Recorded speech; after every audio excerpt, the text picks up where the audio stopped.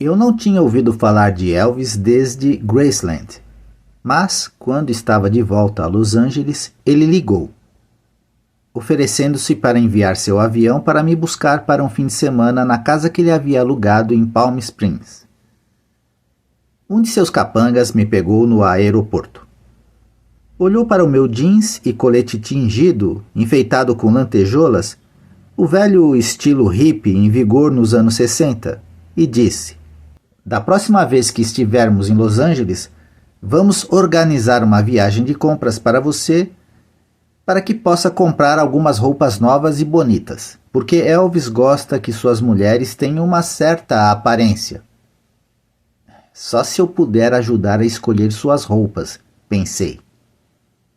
A casa era luxuosa, tipo uma casa de aluguel, extensa e desprovida de gosto pessoal. Tudo tinha um brilho metálico.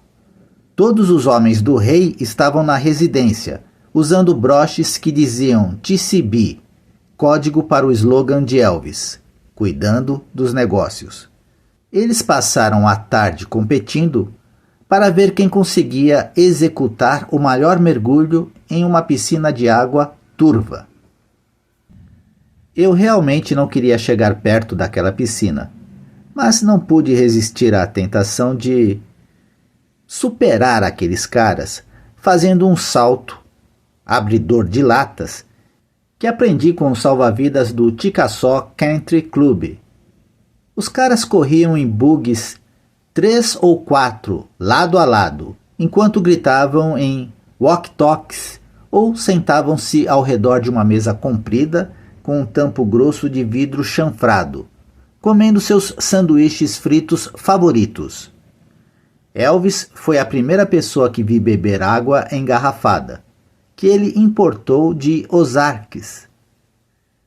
Você bebe o suficiente disso, disse ele, e isso o manterá regulado.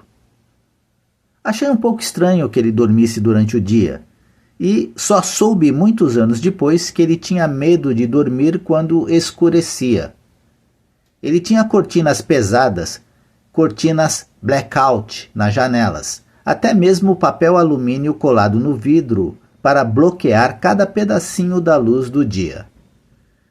O doce charme que eu tinha visto em Memphis parecia estar se esvaindo, substituído pelo humor característico de garotos aplicando trotes. Quando saí do banheiro antes do jantar, ele disse: "Nunca conheci uma garota que tomasse tantos banhos", o que causou grandes gargalhadas entre os comparsas. Embora seu próprio banheiro tivesse uma caixa preta de 6 gavetas de cosméticos, ele usava mais maquiagem do que eu. Quase nunca estávamos sozinhos e não falávamos muito quando estávamos a sós. Não sobre sua música, ou seu casamento, ou sua filha, ou a loucura de gastar $40 mil para levar sua comitiva para Denver para um certo tipo de sanduíche. Isso de um homem cujo pai já foi condenado a 3 anos de prisão por falsificar um cheque de $40. Ele também não parecia muito interessado em nada do que eu dizia, e agia como se eu estivesse me exibindo se mencionasse o livro que eu estava lendo. Eu estava vendo a banda podre dele, e isso me deixou um pouco nervosa, como se fosse melhor não desagradá-lo ou poderia me meter em problemas.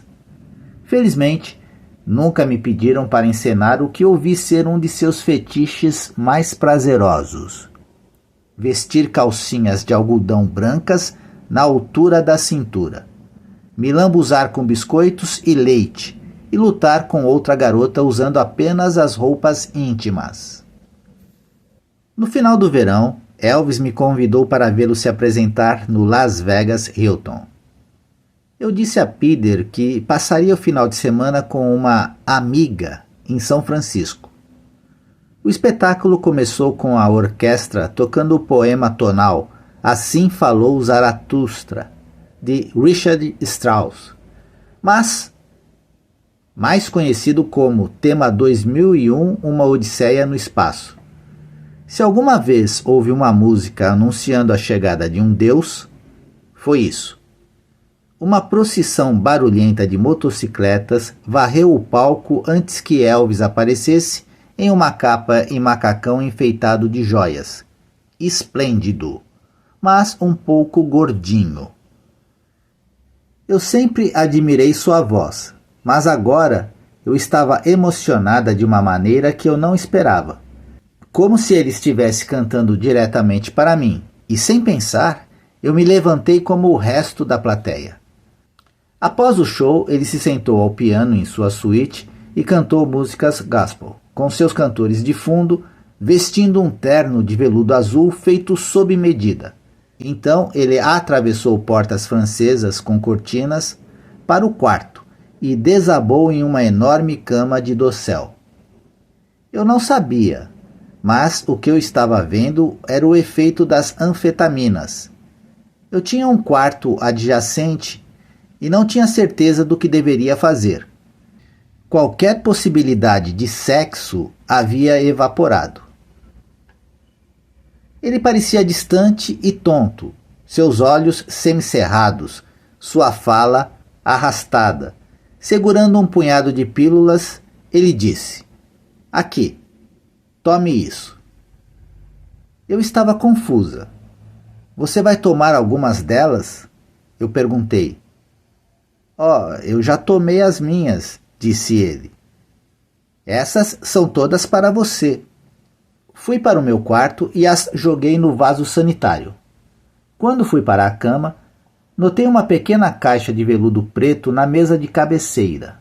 Abri-a para encontrar um anel de diamante e esmeralda que parecia uma bola de cerdas de porco-espinho.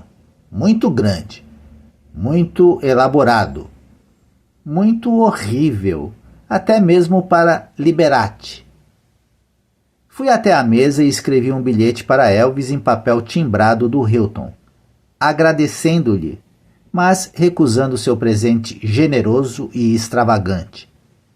Então liguei para a companhia aérea para alterar minha reserva de retorno.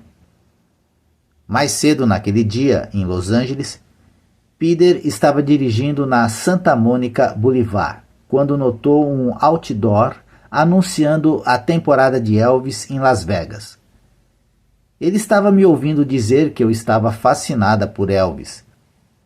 Peter o considerava um chato. E tinha uma sensação puramente intuitiva de que eu estava com ele. Ele ligou para o Hilton, perguntou por mim e, quando atendi, ele gritou: "Você é uma maldita mentirosa!" Então ele desligou. Liguei de volta para ouvir mais de suas investidas. "Você sabe o que acontece com os mentirosos?" ele gritou. "Eles têm suas bocas lavadas com sabão. Quando você voltar, eu vou lavar a sua boca com sabão de pedra." Só ouvi dizer que ele me queria de volta, que o dano não era irreparável. Quando cheguei em casa, ele gritou e pisou com tanta força que os lustres de cristal falsos do apartamento tremeram.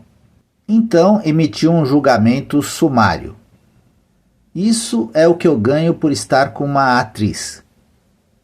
Felizmente, ele não estava em casa alguns dias depois, quando recebi um telefonema de um membro da máfia de Memphis dizendo que Elvis precisava falar comigo. "Eu não posso fazer isso", eu disse. "Ele está aqui na esquina", disse o camarada. "Por favor, só fale com ele um minutinho, porque ele está muito chateado." Quando Elvis entrou na garagem oval do Sunset Towers, ele parecia amuado e distante.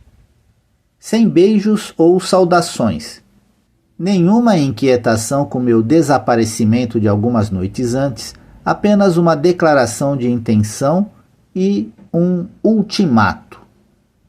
"Eu realmente gosto de passar tempo com você, mas você tem que se livrar desse cara, Dogbanovic", disse ele, mutilando um pouco o nome. "É ele ou eu?" Eu estava pensando, do que ele está falando? Assistir alguém desmaiar gelado quando eu esperava uma farra sexual divertida não era a minha ideia de diversão.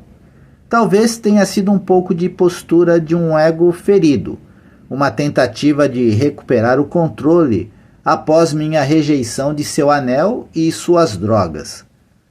Mais tarde soube que era um tapa-buraco temporário para Linda Thompson, que era Miss Memphis estadual, Miss Liberty Ball e Miss Tennessee, uma autodenominada virgem que largou a faculdade 4 disciplinas antes de se formar.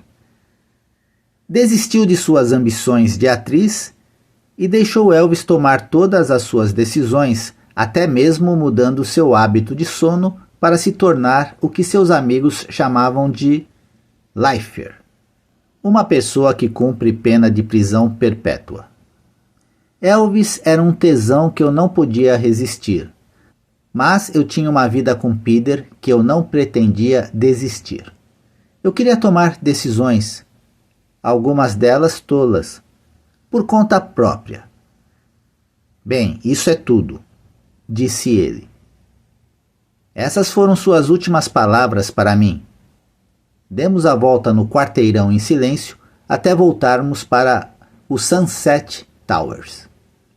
E ele parou no meio-fio apenas o tempo suficiente para eu chegar até o toldo amarelo e branco. Eu disse adeus, mas ele não respondeu. Nunca mais o vi. 5 anos depois, ele estava morto. Peter, impenitente sobre sua opinião sobre Elvis, disse que foi a melhor jogada de carreira que ele jamais fez.